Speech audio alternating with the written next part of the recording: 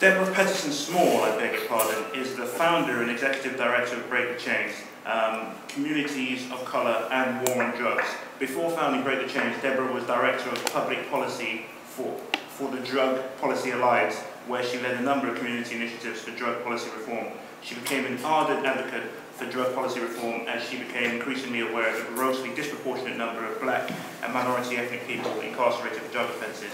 Now, I have seen Deborah give a speech in Nigeria on the internet, and I can tell you it was absolutely impactful. It was very, very interesting and very, very, I would say, honest and outside the box. So I'm totally looking forward to this. I'm looking forward to everybody else speaking, but this in particular too.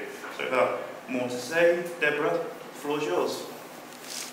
Hi, can you hear me? Indeed we can. Yeah. Okay, so first I have to start out by giving a huge shout out to Viv. Yes, sister. It's been a long time. I'm so happy to be in the same space with you, even if it's in cyberspace. Yeah, it's been too long. If we could Sorry, end guys, the that romance. was necessary. So this is my first time doing this. So forgive me if there in advance if there were any glitches in the technology. But when Evan told me he was having this meeting, I really was happy to have the opportunity to participate with you all. So Levin, tell me if you have any trouble hearing me, because if not, I'm just going to keep talking. Yes, we can hear you. Just keep talking. Yes. Okay, great. So I want to just sort of reaffirm so much of what Viv said. I was kind of taking some notes as I was listening to him. And I want to build on what he said by making a distinction that I think is an important one to make whenever we're having this discussion, which is that both our drug policies and the general conversation about drugs collapses two issues into one. So we talk about the drug problem as if it was one problem, but it's actually two very distinct issues. One is the very real issue of substance abuse and behavioral issues that are related to substance abuse and addiction. And that problem exists regardless of whether you're talking about illegal drugs that people abuse or increasingly in my country, prescription drug abuse, which is now surpasses the abuse of all the illicit drugs altogether. And that's a very real issue. The second issue is the problem of which I call the drug prohibition problem. And the drug prohibition problem is a distinct problem from the one related to substance abuse and all the behavioral issues related to that. And it goes directly to the issue of the choices that we've made as a society about how we're going to deal with the first issue. So the first issue is not a new issue.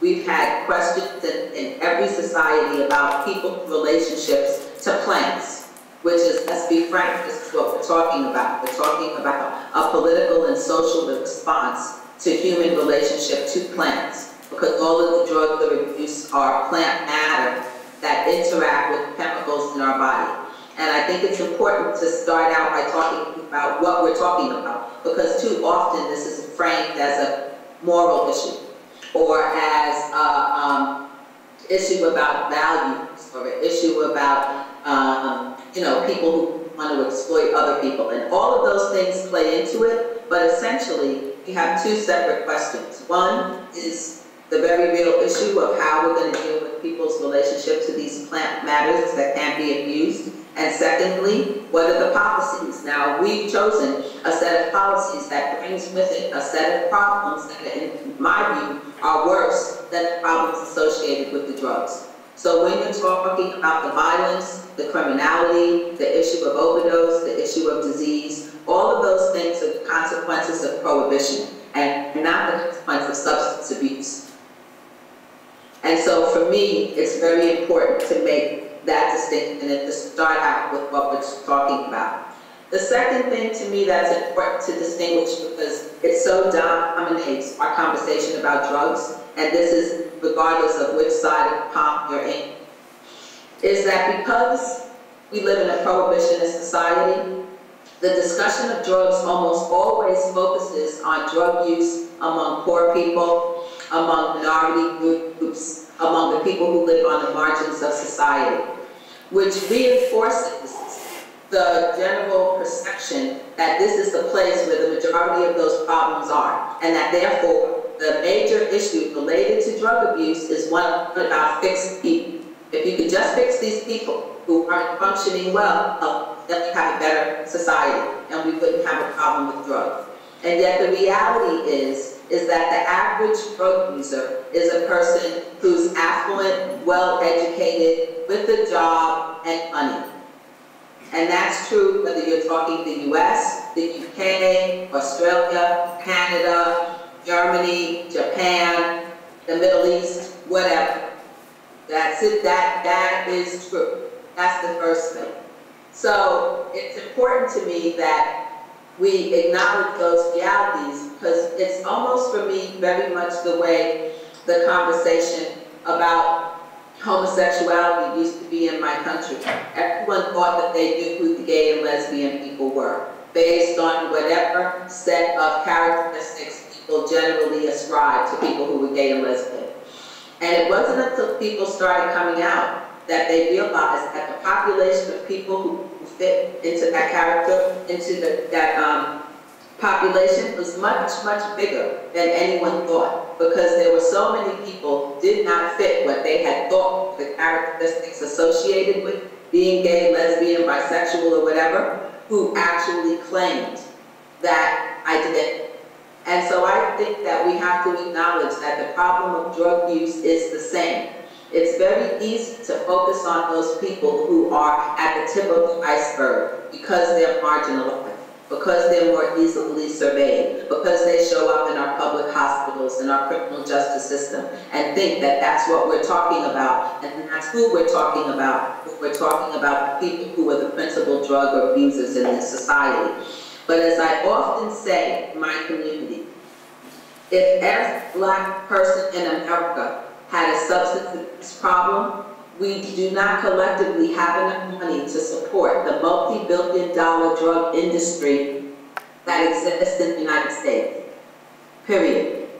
And the reality is that the percentage of Blacks who use or abuse drugs is pretty much consistent with our percentage in the society. So we're about 13 or 14% of the people who use illicit drugs, but 35% of the people who are arrested for drug use, and more than 60% of the people who are incarcerated for drug use. So for me, the drug war is not really about who are the people who are using or abusing drugs, because if it was, then you would see the folks coming into the system being arrested, etc., that was commensurate to the people, the population of people who were doing it.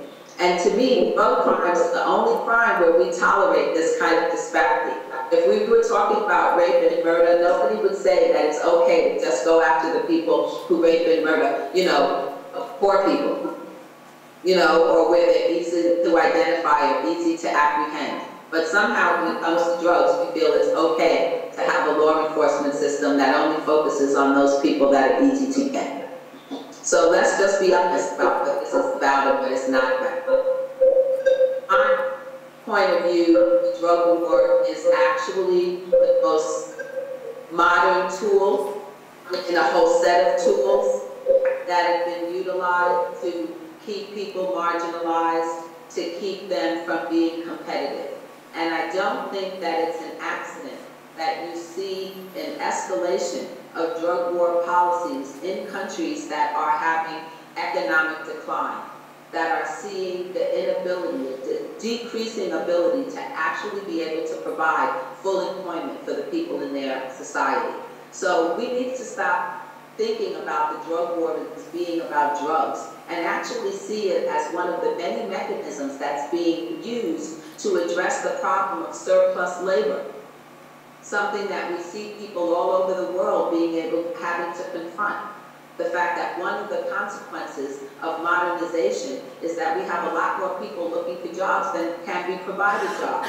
So one way of dealing with that population is to criminalize it.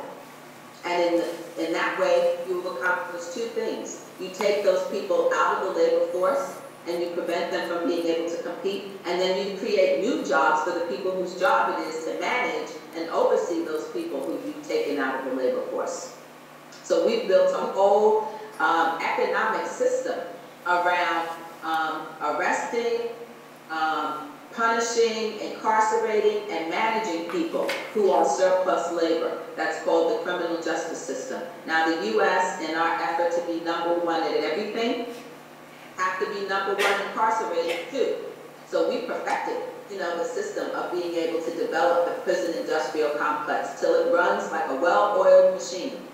And the truth of the matter is that people aren't criminal enough to keep that machine going.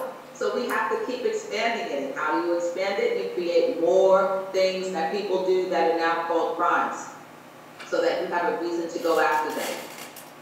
And who better to go after than young people? I remember the first time I went to a place in Detroit called the African American History Museum. And in the lobby of the museum is a giant replica of a slave ship. And inside the ship are replicas of the Africans that were captured and brought over in the Middle Passage. And one of the things that surprised me when I went there was to see the percentage of the people on the ship that were young people. Because for some reason in my mind I had always thought that, people equally represented among captured slaves. You had a lot of old people, young people, middle-aged people, etc. But I found out that in fact it was disproportionately young people who were captured, disproportionately young people who were shipped over. Because one, they're easier to change their mind, manipulate, develop into the kind of mentality that you want to have, but it's also a way of being able to undermine a community. If you want to undermine the future of a community, you target the young people. If you want to take away their ability to be strong and viable and competitive, then you target the young people, because they represent the future of that community. And so to me, it's not an accident that all over the world, the principal targets of drug law enforcement are young people, because they represent the folks who are the best opportunity for having any kind of a pushback against what I see as sort of the relentless effort of global capitalism to extract every little bit of wealth out of every human being and to impoverish and to take away our ability to be able to push back either through the political system or the economic system or increasingly through the communication system. So I see the war on drugs as part of the global effort to be able to maintain a certain level of control of populations. And it's a great tool because we've all been brainwashed to believe that drugs are bad. And so anyone who uses them and abuses them and sells them must be a bad person. And what do we do to bad people? We punish them.